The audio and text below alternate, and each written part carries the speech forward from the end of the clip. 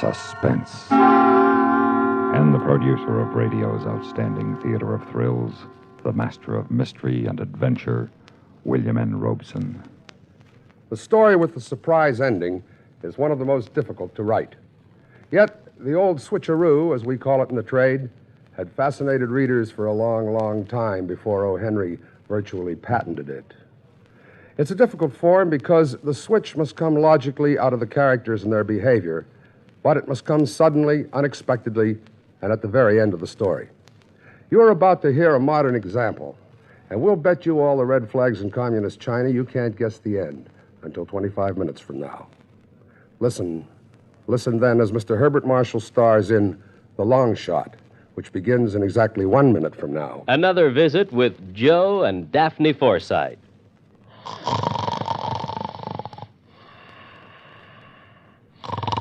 Joe.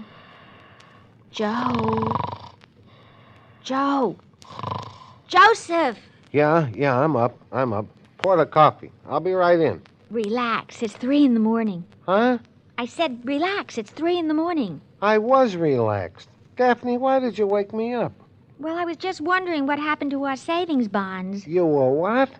I had a dream. I dreamed you lost all of your money and all we had left were our savings bonds. I see. So I just wanted to make sure they were all right. They're all right. They're with the other important papers. You're sure? Of course I'm sure. Well, I just don't want anything to happen to them. Savings bonds are the most secure form of investment. Why, the whole faith and credit of the United States stand behind those bonds of ours. Uh-huh. So they're even better than dollars in your pocket because the government stands behind them and protects them. Uh-huh. And they protect us, too, Joe. Every bond is an investment in our country, in our security and freedoms. Joe? Well, how about that? He feels so secure he went back to sleep. Good night, darling. And now, The Long Shot, starring Herbert Marshall. A tale well calculated to keep you in suspense.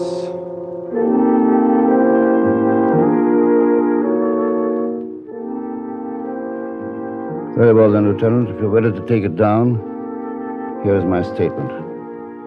It seems a year, but I guess it's only 10 days since I was sitting in the lobby of the Astor Hotel in New York with 28 cents in my pocket. It had been a dreadful season at the track.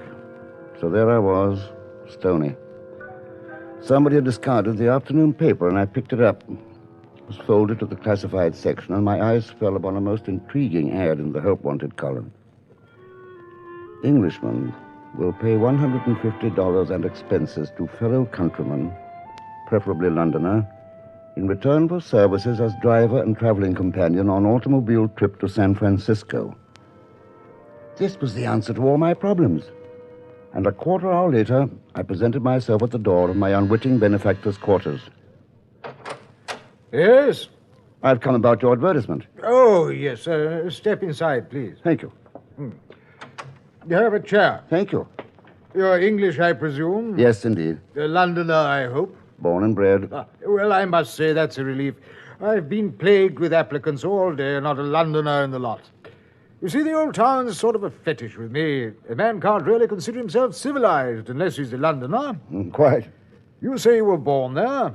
Oh, yes, in Vigo Street, just off St. James's Square, August 18th, 1910.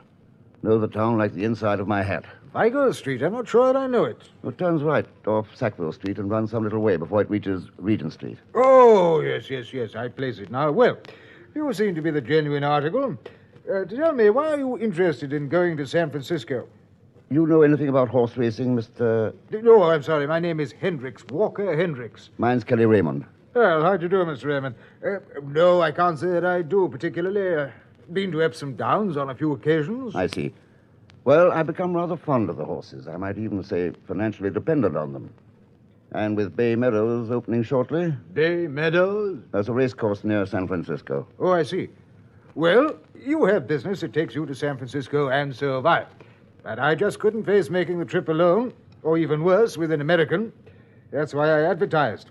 And what a stroke of luck to find you. Not only a fellow countryman, but a fellow Londoner. Excuse me. Hello? Oh, yes. Well, I'm dreadfully sorry, but I just hired a man. I was sitting pretty. The only thing I was afraid of was death from sheer boredom, because from the moment we started out, all Mr. Hendricks talked about was London. Have you spent much time in Soho, Raymond? I never lived there, if that's what you mean. No. I mean the restaurants and so on. Do you know them? You see now, there's the Moroccan... No, what was it? Oh, the Algerian Cafe in Dean Street, isn't it? Quite right, the Algerian in Dean Street. A big French woman ran it. We used to call her Madame Couscous. Quite. As a matter of fact, I saw her there only a short time ago. Huh? Seems to be she died a few years back. Oh, really? Yeah, you probably met her daughter. Yes, no doubt. There's a sign. Cleveland, 38 miles. Spend the night there, I expect. Good idea. Now, let's see, where were we? Oh, yes, we were talking about Soho. Yes, we were talking about Soho, and we continued to talk about it the rest of the way to Cleveland and most of the night in the hotel room. I began to think the man doubted my authenticity and was trying to trip me up. Next day, we covered Whitechapel, Fleet Street, Bloomsbury, Mayfair. He still hadn't stuck me, but I was beginning to feel like a well-thumbed Baedeker's guide by the time we reached Chicago. As soon as we checked into our hotel room, I tried to get away from him for a while. Say, Mr. Hendricks, I wonder if I might have a small advance on my salary. Well, I suppose so. It's still rather early, and I thought I might look over the Windy City. Yes, of course, Raymond. Here, let me open my valise. Now, this infernal lock is always acting up. There we are. 20 be enough? Fine, thanks. Look here, I believe I'll join you. Stretch the legs a bit, eh? There was a horse-choking wad of bills in that valise, but I was so burned at him tagging along, I didn't give it a thought then. My favorite joint was just around the corner from the hotel, a hangout for touts and bookies. But I didn't see anybody I knew at first. We had a club sandwich, and at Mr. Hendricks' request, I was expounding scholastically on the difference between Chicago and London bacon when... Kelly! Tommy! Good to see you, Kelly. I thought you were in Miami. Leaving in a couple of days. How about coming along? I can't. I'm on my way to San Francisco. Oh, this is Mr. Hendricks? Tommy DeWitt. How are you? How do you do? Listen, Kelly, I got to talk to you. I got a big deal cooking. I'm afraid You don't mind excusing us for a minute, do you, Mr. Hendricks? No, go on, please. Look, Kelly, I'll get right to the point. We bought us some jockeys. Uh-huh. It's coming up next week at Hialeah. 500 will get you 10 grand on the parlay. But I've got to drive that stiff to San Francisco. What if you just walked down? I suppose I could. But where do I get 500? Has he got any money? No, I don't. Wait a minute. That valise. Huh? You're sure this can't lose? I'm positive. Right, listen. You go back to the booth and keep Hendricks busy for a few minutes. Tell him I have to make a phone call or something. I'll meet you at the IC station in half an hour.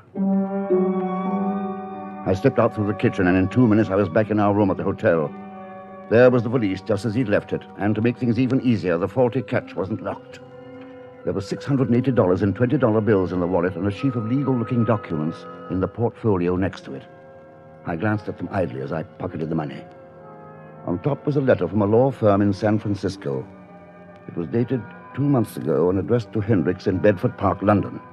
It said, "Since you are completely unknown personally to either relatives or legal counsel in the United States, it has been necessary to establish proof of your right to your uncle's estate entirely by documentary evidence, and we are happy to state that such proof is now thoroughly established. We ask that you present yourself at your earliest convenience at our San Francisco law offices so that final disposition of the estate may be accomplished. Birth certificate, affidavits from friends, notarized statement from the Department of Records, a sheaf of letters." It was a long shot. A long shot that would pay off at least $100,000. Everything. Every affidavit and statement was a guarantee of Walker Hendricks, the bearer. And to tie it up tighter, one of the letters said pictures wouldn't be necessary, just a passport. And I knew a place in San Francisco that made passports to order. A long shot. But did you ever see odds like that?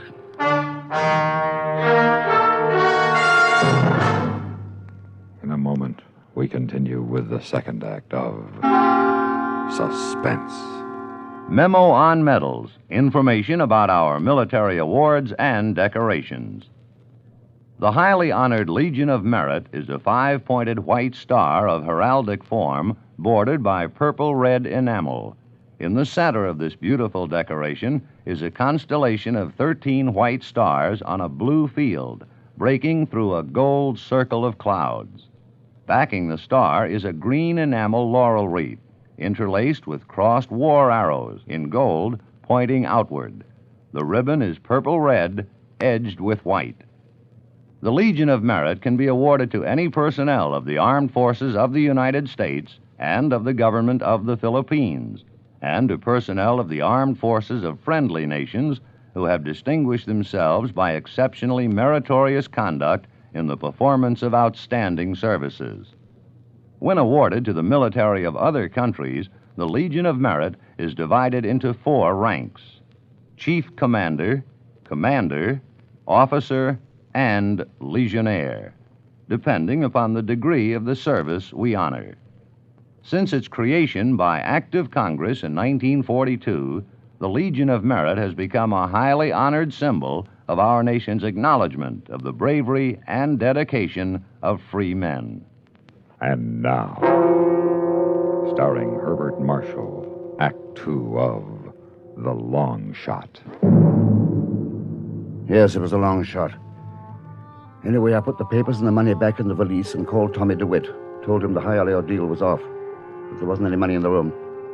And the next morning, Hendricks and I left Chicago westbound on Route 30, and old London town rode with us.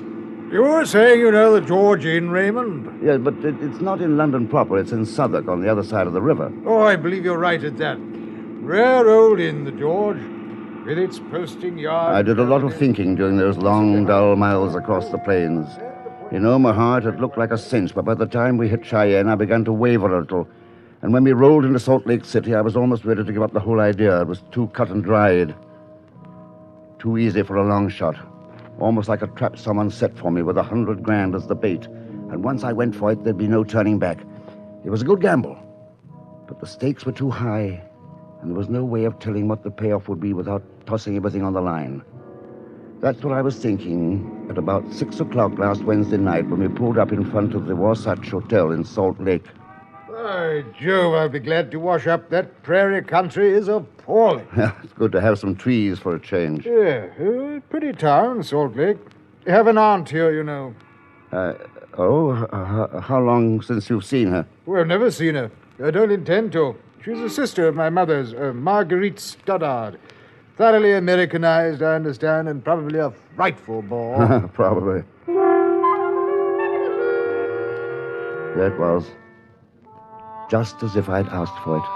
A way of telling about that payoff ahead of time. A laboratory test right there in Salt Lake City with nothing to lose if it didn't work out.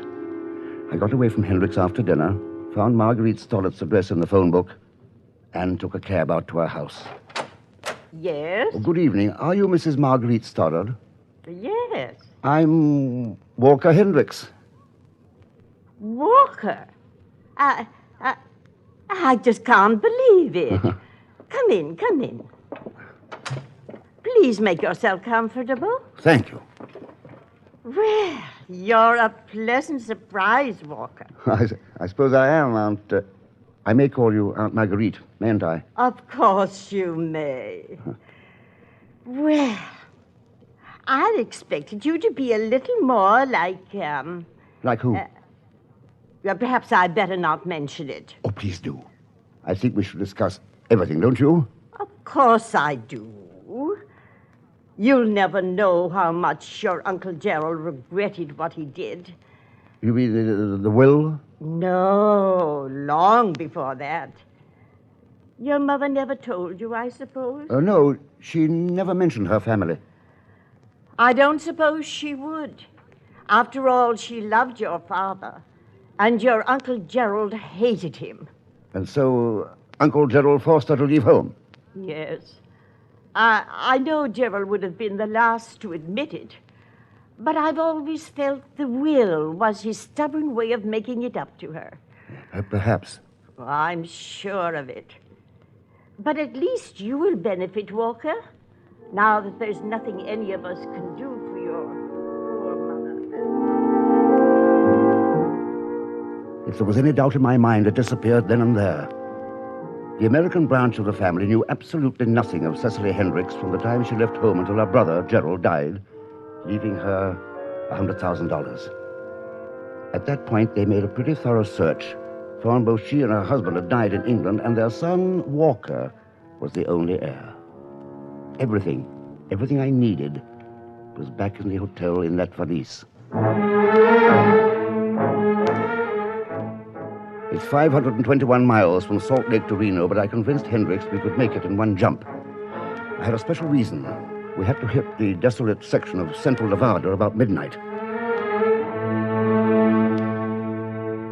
When you get right down to it, killing a man is a pretty tough job, even when it's as perfect as this was going to be. For once, I was thankful for London. It gave us something to talk about, and there was so much in my mind that I might have given myself away in silence. So I prattled on like a phonograph. Oh, yeah, good old Wapping. Yes, Wapping. There's a lovely pub there called the Prospect at Whitby. Oh, don't believe I know it. No, I'm not surprised. There's an amazing thing about London. It seems that the greenest tourist knows more about it than the Londoners themselves. Well, I'd say you've done rather well. Well, mainly because I've been on my own since I was 14. Now, you take yourself, for example. 10 to 1, you've never been in Petticoat Lane. Perfectly marvelous place. Regular Oriental bazaar right in the heart of the city.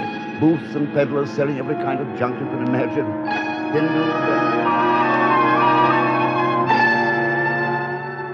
At midnight, we were somewhere between Winnemucca and Reno, passing through some barren hills.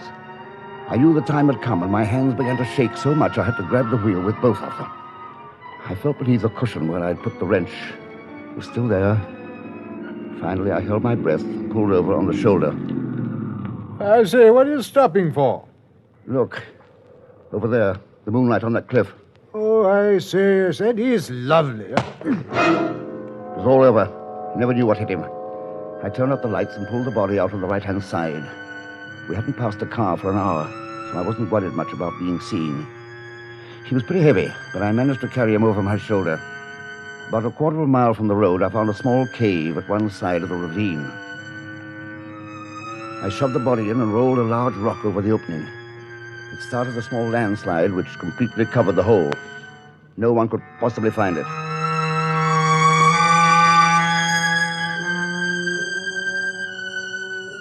I had just about gotten back to the road when I saw something that stopped me dead in my tracks. There, behind my car, was another one, with a seal on the door. The seal of the state of Nevada.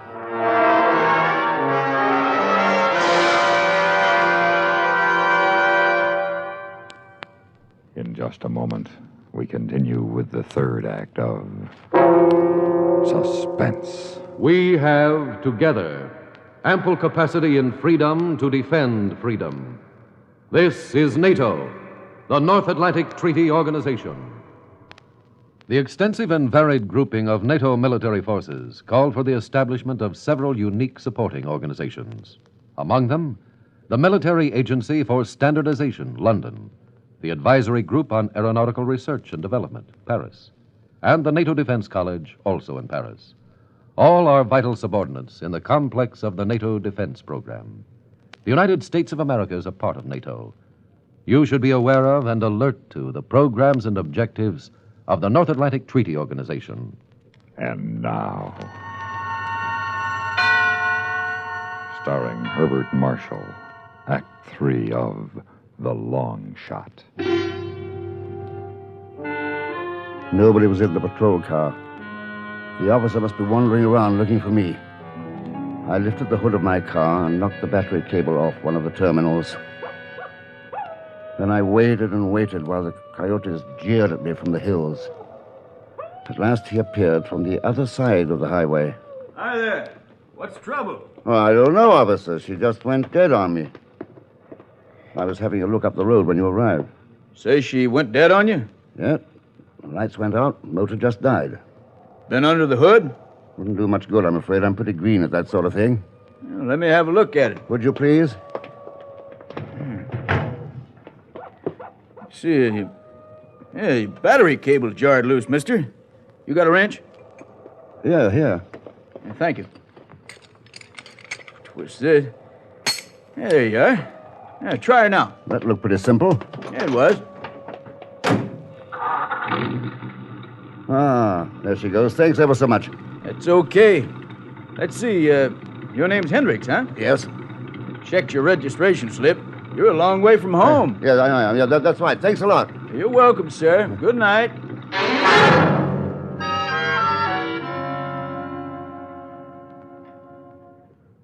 Well, there it is, Lieutenant. It was a long shot. It was a sure thing until I found you waiting for me in the attorney's office. Even then, I'd have gotten away with it if you hadn't told me that the body had been found.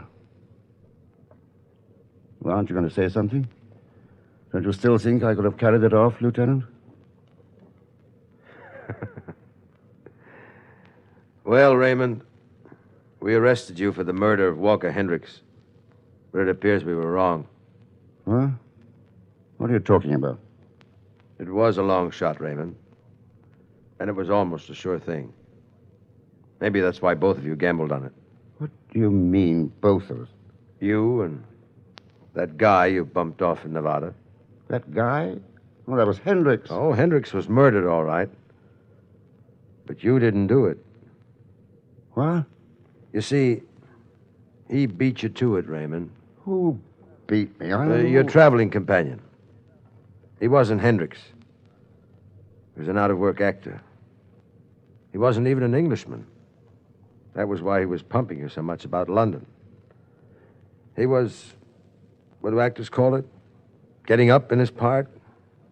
What are you talking about? I thought you found Hendricks' body in Nevada. We haven't found a body in Nevada yet. But one thing's sure. Hendricks was never in Nevada. Poor guy never left New York. The New York police turned up the real Hendricks in the East River the day after you left town, chauffeuring for the guy who killed him.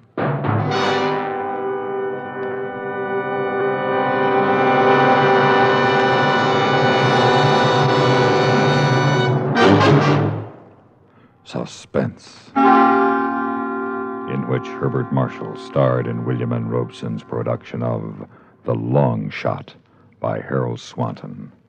Supporting Mr. Marshall in The Long Shot were Florence Walcott, Ben Wright, Joe DeSantis, and Norm Alden. Listen. Listen again next week when we return with another tale well calculated to keep you in suspense.